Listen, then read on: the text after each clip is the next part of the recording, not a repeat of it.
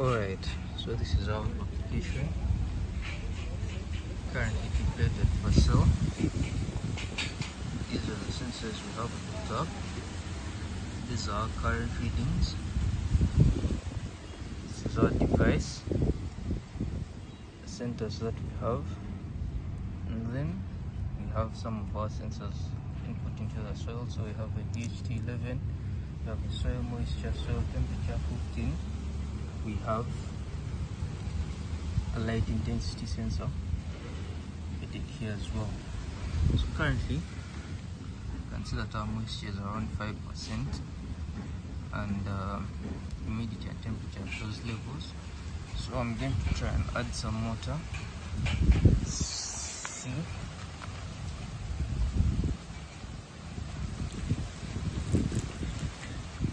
simulate to see whether these sensors are actually sending data to our server. Going to increase the water levels, and then now when we come back to our deployed server, you can see that we have an increase in the water that we have. So the sensor is being able to pick this data that it's reading and sending it online to our deployed server. If we move over down to our Greno IDE and check our serial monitor, you can see that every 10 seconds we are making a request to a server and sending it. So this was the last 10 seconds that we had. Soil moisture is now at 63, and if we continue scroll down, now see it at 62, and the rest of the value is changing.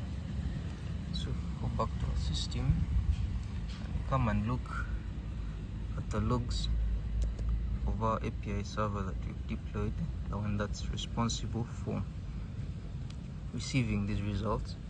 You can see that we get new logs and we insert them into a DB and store them.